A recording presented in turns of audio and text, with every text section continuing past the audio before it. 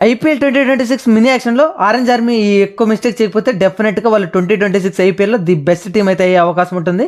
వాళ్ళు నేను చెప్పిన ప్లేయర్స్ కొంటే సో ముంబై తర్వాత ది బెస్ట్ టీమ్ అయ్యే అవకాశం ఉంటుంది. సో వాళ్ళ దగ్గర అయితే ఈసారి పరిస్థితి 25.5 CR ఉంది కాబట్టి డెఫినెట్‌గా వాళ్ళు పెద్ద పెద్ద ప్లేయర్స్‌ని టార్గెట్ చేస్తారు. వాళ్ళ టీమ్ A to Z అయితే స్ట్రాంగ్‌గానే ఉంది. లేకపోతే వాళ్ళకి ఫినిషర్ ఆర్డర్ అయితే కొంచెం మైనస్ అయితే ఉంది. సో నెంబర్ 7 స్పాట్‌లో అయితే డేవిడ్ మిల్లర్‌ని అయితే వాళ్ళైతే కొనే అవకాశాలు ఉండబోతున్నాయి. సో ఇతనికైతే ఆల్మోస్ట్ 7 to 8 crores అయితే మనం బడ్జెట్ పెట్టగలిగితే సో ది బెస్ట్ అయితే దొరికే అవకాశం ఉంటుంది. అలాగే ఫాస్ట్ బౌలింగ్ ఆప్షన్లో ఆకాశ్ మధ్వాల్ అయితే చాలా అంటే చాలా బెస్ట్ ఆప్షన్ అవుతాడు. సో అలాగే లో బడ్జెట్ కూడా. అలాగే స్పిన్నర్స్లో రవి బిష్నే కానీ కొనగలిగితే డెఫినెట్గా SRHకి ది బెస్ట్ బౌలర్ అయ్యే అవకాశం అయితే ఉండబోతుంది. ఎందుకంటే వాళ్ళకైతే ప్రాపర్ స్పిన్నర్ లేదు.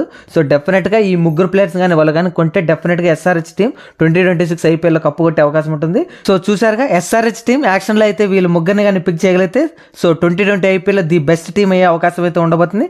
సో ఇలాంటి ఇంట్రెస్టింగ్ ఫ్యాక్ట్స్ గురించి తెలుసుకోవాలంటే మన క్రిక్జే అఫీషియల్ ఛానల్ అయితే సబ్స్క్రైబ్ చేసుకోండి. అలాగే వీడియోని లైక్ చేయండి. కుదిరితే SRH ఫ్యాన్స్ అయిన మీ ఫ్రెండ్స్కి ఈ వీడియో షేర్ చేయడం అసలు మర్చిపోతుంది. Thank you for watching.